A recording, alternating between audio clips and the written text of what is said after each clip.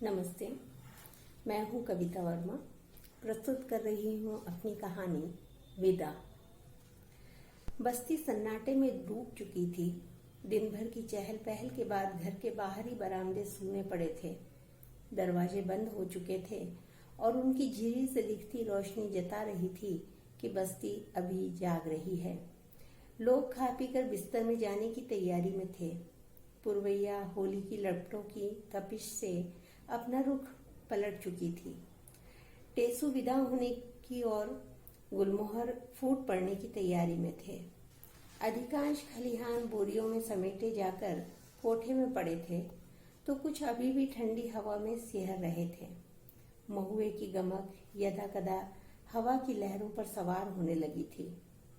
ढम ढमाढम ढम ढम सन्नाटे को चीरती नरुआ ढोल की आवाज ने ऊँघती बस्ती की नीरवता भंग की। बंद दरवाजों के भीतर लोग चौंक पड़े। कुछ असमंजस में थे तो कुछ जान चुके थे कि आवाज कहाँ से आ रही है। कुछ भूल चुके थे और कुछ भूलने का बहाना किए थे कि आज दाखा के बायने का न्योता था। कुछ न्योता पाते ही नकार चुके थे तो कुछ इस इंतजार में थे कि कोई जाता दिखेगा तो हम भी खड़े खड़े शामिल हो जाएंगे। दिन ढले नरुआ ढोली को बस्ती में आते भी कईयों ने देखा था। ढोल बजने का इंतजार भी किया था और जब देर तक आवाज नहीं आई तो उसे भूल भी चुके थे। ढोल की आवाज के साथ हल्के सुर में गाने की आवाज ने लोगों का कौतूहल बढ़ा दिया। कुछ किवाड़ खुले, किसी ने खिड़की पर रखी तेल पाउडर की शीशियां हटाकर थोड़ा सा पल्ला खोला और उसमें से झांका। कुछ जो आवाज की दिशा में देख नहीं पाए, उन्होंने पीछे के आंगन से पड़ोस की काकी बुआ ताई को आवाज देकर क्या हो रहा है, कौन गया, जानना चाहा। सभी की उत्सुकता का द्वार पूरा खुला था, लेकिन घर का मुख्य द्वार बंद था। अटारी पर चढ़कर देख लेने वाले पूरी मुस्तैदी से दूसरों को खबर देने की अपनी ड्यूटी निभा रहे थे। उन्होंने देखा था नरुआ ढोली पूरी तन्मयता से ढोल बजा रहा था और दाखा सीधे पल्ले की पीली साड़ी, हाथ भर चूड़ियां, कंगन, हार पहने, बालों में गजरा और गले में फूलों की माला पहने बन्नी गाते हुए घर के सामने आंगन में नाच रही थी। दाखा की बूढ़ी माई दरवाजे पर बैठी दाखा के हांफने से टूट रही तान को अपने बूढ़े स्वर का सहारा देकर संभाल रही थी। भरे पूरे शरीर और ऊंची कदकाठी की दाखा ने जीवन के 35 बसंत अकेले ही पार कर लिए थे। माता पिता की इकलौती संतान दाखा के सिर से पिता का साया 18वें बसंत में ही उठ गया था और उनकी चिता के साथ ही उसकी जिंदगी के अरमान भी भस्म हो गए थे। थोड़ी सी जमीन थी जिस पर चचेरे भाइयों की नीयत लगी थी। यह बात दाखा का बाप जीते जी भाग गया था और पत्नी और बेटी को आगाह भी कर गया था। काका की चिता की आग ठंडी भी नहीं हुई थी और खानदान के वारिस होने के अधिकार से चचेरे भाइयों ने खेत में अपनी झोपड़ी बांध ली।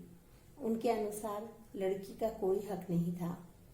पिता की लाडली दाखा अपने शोक को परे रखकर कमर में फेंटा कसे खुद से ही भी हाथ ऊंचा लट्ठ लेकर पहुंच गई थी खेत पर और रण चंडी बनी सब पर टूट पड़ी। जो सामने आया उसका सिर फोड़ा, झोपड़ा तहस नहस किया और अपनी चोटों को लेकर पहुंच गई थाने। बाप की मौत का दुख वहां जाकर बुक्का फाड़ कर फूटा। पुलिस की गाड़ी में बैठकर जब दाखा घर आई तो रिश्तेदार एक एक कर खिसक गए। काका ताऊ ने रोते हुए अपने जख्म दिखाए तो दरोगा ने दाखा की तरफ आंख तरेली।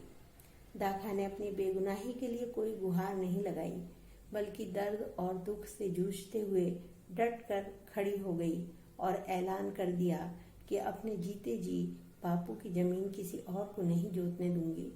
लड़का नहीं है तो क्या, जमीन मेरे बाप की है और अब मेरी। दरोगा भला आदमी था। दाखा की कम उम्र की नासमझी देख बस्ती के 2-4 बुजुर्गों के साथ बैठकर उसने मामले को रफा दफा किया। दाखा की माँ को रिपोर्ट करने की ऊंच नीच समझाई तो काका ताऊ को नए नियम कानून बताए। दाखा को मनाने में खासी परेशानी भी हुई। वह भरी बैठी हुई थी। बापू के गम के साथ अपनों के धोखे ने उसे आहत किया था। सब दुश्मन नजर आ रहे थे। ऐसे में किसी की बात मानना खुद को कमजोर करना महसूस हो रहा था। माई के आंसू और बड़े बुजुर्गों के दखल के बाद किसी तरह वह मानी थी। बापू के कार्य में उसने किसी भाई को पगड़ी नहीं पहनने दी।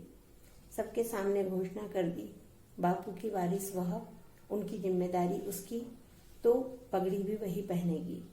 यह उसका डर तो नहीं था, हाँ, माई और खुद के प्रति खुद की जिम्मेदारी का एहसास था जिसे वह सबको बता देना चाहती थी। खूब थू-थू हुई। काका ताऊ बिना खाए चले गए। बातें बनी और खूब चली। दाखा ने पगड़ी पहनी और खेत खलिहान और माई की जिम्मेदारी भी खूब उठाई। रिश्तेदारों का विरोध और तेवर कुछ सालों में ठंडे पड़ गए। उस शाम दाखा खेत से लौटी तो घर के बाहर 2 जोड़ी बड़ी बड़ी चप्पलें देखकर ठिठक गई। उनके घर तो कभी कोई आता जाता नहीं था। माई कई बार खुद के अकेले होने का दुखड़ा उसके सामने रो चुकी थी। बुरा तो उसे भी लगता था, लेकिन किसी से बातचीत करने की मिन्नत तो नहीं की जा सकती। चप्पलें देख जाने क्यों उसका मन आशंकित हो गया। ताऊ अपने बड़े बेटे के साथ खटिया पर बैठे थे। माई उनके सामने जमीन पर घूंघट निकाले बैठी हाँ हूं कर रही थी। जवान बेटी का टेम बेटेम खेत पर जाना, आदमियों की तरह हल बखर करना, खानदान का नाम, कलंक, ऊंच नीच सभी माई को समझा चुके थे। दाखा प्रणाम करके अंदर चली गई। हाथ पांव धोकर चाय बना लाई। रिश्ता लाए थे ताऊ। साले का विधुर बेटा, 3 बच्चों का बाप। दाखा का खून खौल गया। ताऊ को बाहर छोड़ते हुए दाखा ने दृढ़ स्वर में कहा था, ताऊ जी, बिसनवा के लिए कोई दूसरी लड़की देख लेना, अभी मेरी जिम्मेदारी पूरी नहीं हुई है। ताऊ फड़फड़ाते चले गए। काका को भनक लगी तो अगले महीने वो अपनी साली के बेटे का रिश्ता ले आए। ताऊ काका में इस बात को लेकर कहा सुनी हुई तो दोनों लड़कों के गुण दोष उजागर हो गए। सावन की भीगी रातों में दाखा अकेली जलती रही। बसंत की हिलोरें उसके मन में भी उठती गिरती रहीं। नदी के पानी में पैर चपकाते, कहीं दूर क्षितिज को देखते किसी का इंतजार बना रहा। लहराती फसल सी आस निराश बहती रही। ताऊ काका की नीयत उजागर होने से गांव बस्ती के और लोगों को भी रास्ता मिल गया। माई के पास बस्ती वालों की आवाजाही बढ़ गई। माई के जमाने की ऊंच नीच खुद की जिम्मेदारियां समझाई जाती। दाखा की सख्त ताकीद थी, उसे बताए बिना किसी से कुछ नहीं कहना।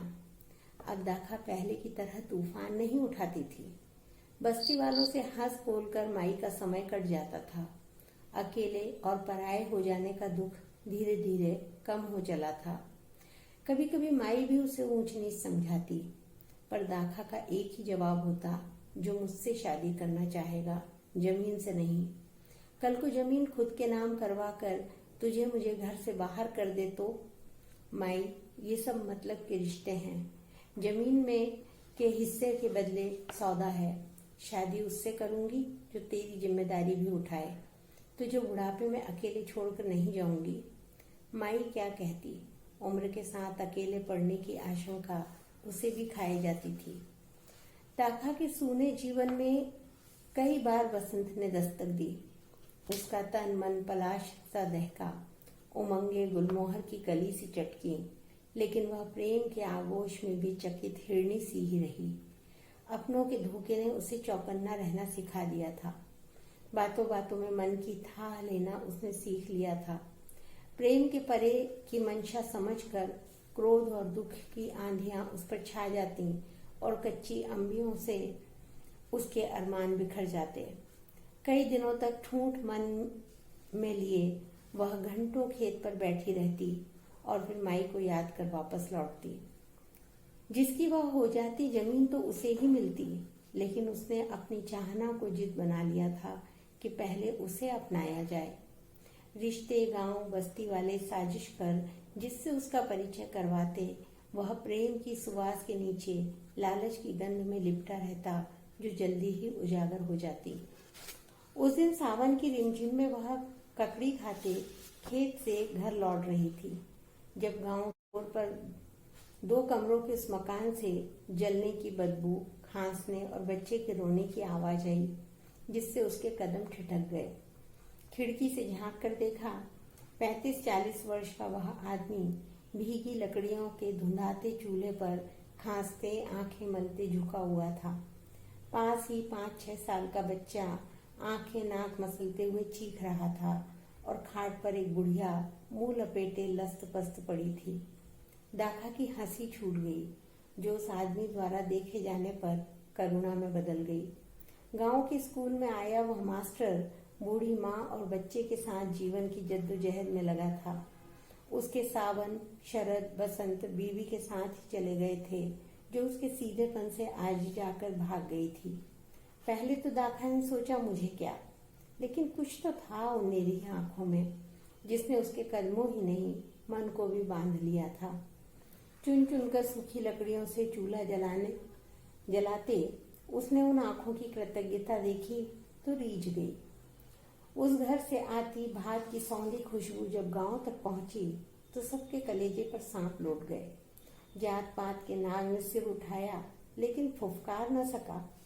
दाखा की दबंगई और इतने सालों की असफलता ने जल्दी ही सबको समझा दिया कि इन तिलों से तेल नहीं निकलेगा। मास्टर दाखा के मन की कोमलता पर रीझ गया था, तो दाखा उसके सीधेपन पर। लेकिन सिर्फ यही एक बात नहीं थी। देखभाल करते दाखा के भीतर की औरत और माँ को संतुष्टि मिलती थी, जो प्रेमिका होने से कहीं ज्यादा बड़ी तसल्ली थी। मास्टर अपनी नौकरी में खुश था। उसे दाखा के खेत घर से कोई मतलब नहीं था। उसे तो खेती की कोई समझ ही नहीं थी। दाखा की माँ को वह सम्मान देता, उनके पास बैठकर बातें करता। उसका बेटा उनकी गोद में बैठता तो माई का दिल भर आता। दाखा अभी भी असमंजस में थी। माई को छोड़कर जाने का ख्याल उसे कमजोर करता। इतने साल अकेलेपन से लड़ी खुद की लड़ाई का यूं हार जाना बेमानी लगता। माई ने उसे समझाया। उनके बाद दाखा के अकेले होने की दुहाई दी। मास्टर ने फैसला दाखा पर छोड़ दिया। खेत की कमाई जीवन भर दाखा की रहेगी। वह अपनी मास्टरी से उसे 2 रोटी खिला सकता है, वह बता चुका था। दाखा का मन इस साथ को छोड़ने का नहीं था। आशंकाओं के फन दिनों दिन बैठते जा रहे थे। अंततः उसने फैसला कर लिया। खुद ही पंडित से मुहूर्त निकलवाया, खुद ही दोनों घरों में लिपाई छपाई की। न्योता तो पूरी बिरादरी और बस्ती को गया था, लेकिन कुछ भलाई बुराई और कुछ नाराजगी के डर से कोई नहीं आया। 5 बायने नरुआ ढोली के ढोल पर दाखा खूब नाची।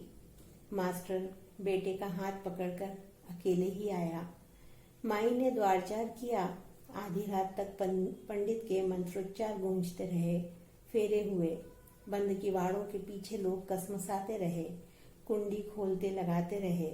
बस्ती में खेलती दाखा, हर घर में काकी बुआ ताई कहकर लड़ियाती दाखा, किसी की भी जरूरत पर दौड़ती दाखा, पिता की लाडली पगड़ी पहनती दाखा, खेत जोतती फसल काटती जमाने से अकेले जूझती दाखा आज हर आंख हर दिल में झूल रही थी।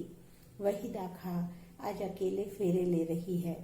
सुबह 4 बजे माई और दाखा के संवेद रुदन ने बस्ती की तंद्रा को तोड़ा।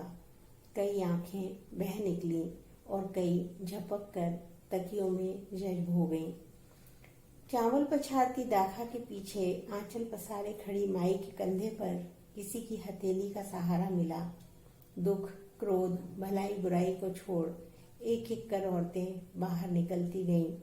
विदा होती दाखा से एक एक कर बस्ती की औरतें गले मिलीं। किसी ने उसके हाथ पर रुपए रखे, किसी ने उसके पैर पड़े। विदा के इस दुख की पीड़ा सभी ने झेली थी, जो जात पात स्वार्थ से ज्यादा गहरी थी। धन्यवाद। तो ये थी मेरी कहानी विदा।